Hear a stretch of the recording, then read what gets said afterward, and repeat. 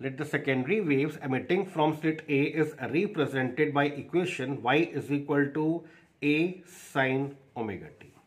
Waves emitting from slit B is represented by displacement equation as y2 is equal to B sin omega t plus phi. Interference की condition है या तो दोनों same phase में हो या फिर दोनों में कांस्टेंट फेज डिफरेंस, तो दोनों में कांस्टेंट फेज डिफरेंस सपोज कर लिया फाई। इस पर डिपेंड करेगा कि यहां पर स्क्रीन पर ब्राइट बैंड बनेगा या डार्क बैंड बनेगा।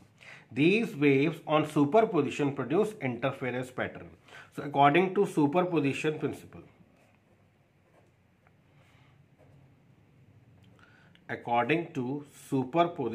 Principal, instantaneous displacement is y is equal to y1 plus y2. Putting 1 and 2 in 3.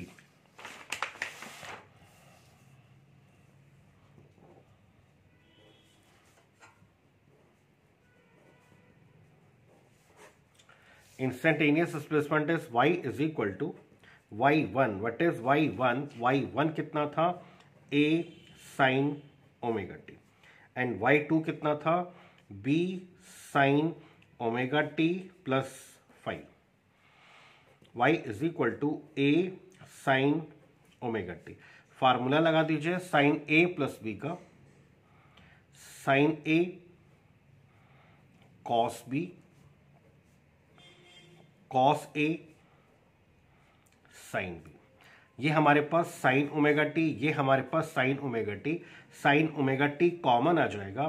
This is a plus b cos phi sine of omega t plus b sine phi cos of omega t. Putting a plus b cos phi, थोड़ा सा cramming करो बच्चे। Putting a plus b cos phi is equal to r cos theta and b sin phi is equal to r sin theta.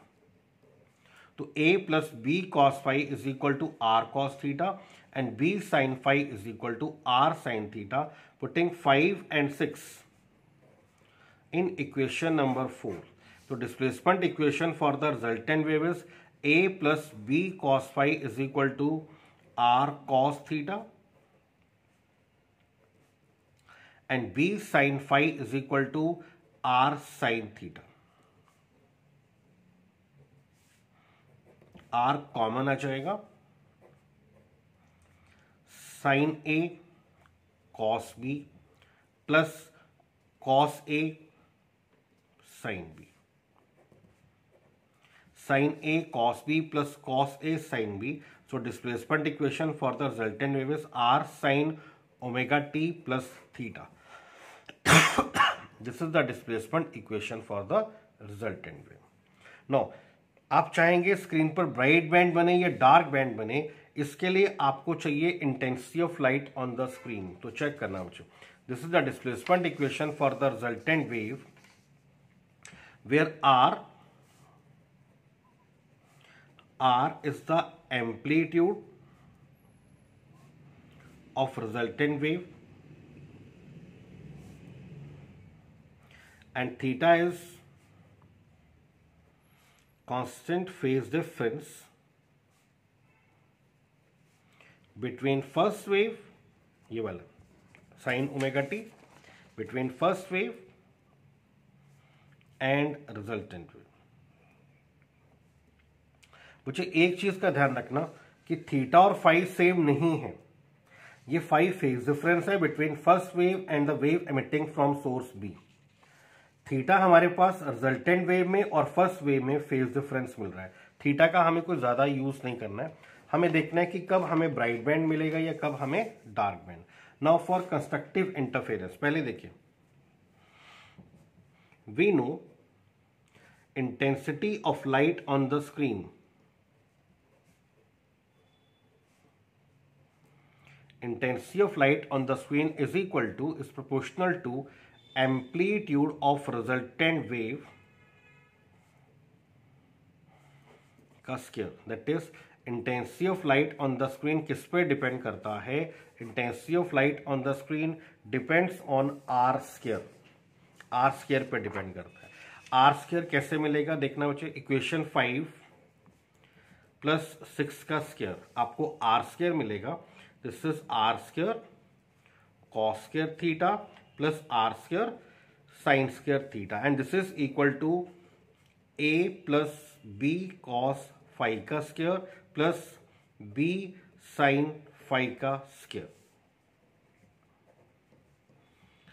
A square plus b square cos square phi plus 2ab cos phi plus b square sine square phi. ये हमारे पास है b square cos square phi, ये हमारे पास है b square sine square five. तो यहां से आप बी स्क्वायर को कॉमन ले लीजिए, a square plus b square cos square phi plus sine square phi plus 2ab cos phi. Cos square phi plus sine square phi is 1, तो यहां से आपको मिलता है are square is equal to a square plus b square plus 2ab cos phi. ये मिलता है आपको r square.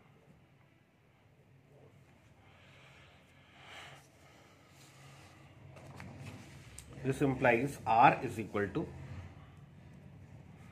root of a square plus b square plus 2ab cos phi. Now for constructive interference, आप चाहते हैं कि bright band बने, आप चाहते हैं स्क्रीन पर ब्राइट बैंड की फॉर्मेशन हो। For constructive interference intensity of light on the screen should be maximum, and intensity किस पे डिपेंड करता है? रिजल्टेंट वेव के एम्पलीट्यूड के स्क्वायर पे। तो intensity is directly proportional to R square. ये आपके पास है are square. No, intensity would be maximum if R square is maximum, and R square would be maximum when this is cos phi is maximum. R square maximum कब होगा? When this cos phi is maximum, that is +1. And cos phi maximum कब होगा? When cos phi is cos 0. Then this is 2 pi. Then this is 4 pi. तो cos 0 is +1. 2 pi पे फिर 0 पे आ जाएंगे, again +1. 4 pi पे फिर 0 पर आ जाएंगे, अगेन +1. तो cos phi should be equal to cos of 2n pi, where n starts from 0, 1, 2, 3 and so on. यहां से आपको फेज डिफरेंस मिल जाता है। फेज डिफरेंस कितना हुआ? 2n pi. This should be the phase difference for constructive interference. Constructive interference के लिए ये फेज डिफरेंस होना चाहिए। अब अगर ये फेज डिफरेंस होना चाहिए तो चलिए पार्ट डिफरेंस निकालते हैं। एक वेव यहां से स्टार्ट हो रहा है और एक वेव यहां से स्टार्ट हो रहा है, दोनों में फेज डिफरेंस कितना? 2 पाई, दोनों में पार्ट डिफरेंस कितना? लैम्डा। तो चेक करना, if phase difference is 2 pi, if phase difference is 2 pi, then path difference is lambda. अगर फेज डिफरेंस 2 पाई है तो पार्ट डिफरेंस कितना है? Lambda. If phase difference is 1, then path difference is lambda upon 2 pi. और अगर phase difference है 2n pi, if phase difference is 2n pi, therefore part difference कितना होगा? In that case part difference is 2 pi cancel. In that case part difference कितना होगा? In that case part difference is equal to n lambda, where n starts from 0, 1, 2, 3 and so on. तो एक बार फिर से ध्यान दीजिए, कंस्ट्रक्टिव इंटरफेरेंस के लिए intensity of light on the screen should be maximum, और इंटेंसिटी किस पर डिपेंड करता है? आर स्क्वायर पे। ये आपके पास है आर स्क्वायर, इसके लिए R square should be maximum. R square maximum होने के लिए cos phi should be maximum, cos phi should be cos of 2n pi. तो फेज डिफरेंस आपको मिल गया 2n पाई। एक वेव यहां से चल रहा है, एक वेव यहां से चल रहा है, दोनों के बीच में फेज डिफरेंस अगर 2 पाई है तो path difference between them is lambda. Phase difference 1 है तो path difference lambda upon 2 pi. और अगर फेज डिफरेंस 2n पाई है, अगर फेज डिफरेंस 2n पाई है तो पार्ट डिफरेंस कितना होगा? Part difference between them is n lambda. तो this is the condition for constructive interference कि ये फेज डिफरेंस होना चाहिए और ये पाथ डिफरेंस होना चाहिए। Now for destructive interference check करना बेटा। आप चाह रहे हैं कि स्क्रीन पर डार्क बैंड बने। डिस्ट्रक्टिव इंटरफेरेंस के लिए intensity of light on the screen should be minimum, dark band should be formed. Now for destructive interference, destructive interference के लिए intensity of light should be minimum. Intensity of light किस पे depend करता है? Are square पे। इसके लिए R square should be minimum. R square minimum होने के लिए cos phi should be minimum, that is -1। And cos phi -1 कब होगा? cos 180, फिर से 180, फिर से 180 एंड सो ऑन। तो cos phi should be equal to cos of 2n minus 1 into pi, where n starts from 1, 2, 3 and so on. Putting n is equal to 1, this is pi. Putting n is equal to 2, this is 3 pi. Putting n is equal to 3, this is 5 pi. तो phase difference कितना होना चाहिए? 2n minus 1 into pi. ये phase difference होना चाहिए for destructive interference. तो dark band के लिए, डिस्ट्रक्टिव इंटरफेरेंस के लिए ये फेज डिफरेंस होना चाहिए। अब जनरलाइज सी बात है, if phase difference is 2 pi, then path difference is lambda. अगर दो वेव्स के बीच में फेज डिफरेंस 2 पाई है तो पाथ डिफरेंस कितना होगा? Lambda. If phase difference is 1, then path difference is lambda upon 2 pi. If phase difference is 2n minus 1 into pi, अगर ये फेज डिफरेंस है 2n minus 1 into पाई, तो पाथ डिफरेंस कितना होगा?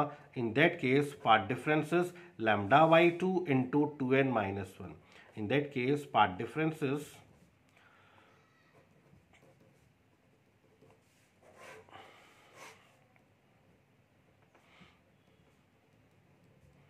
where n starts from 1, 2, 3 and so on.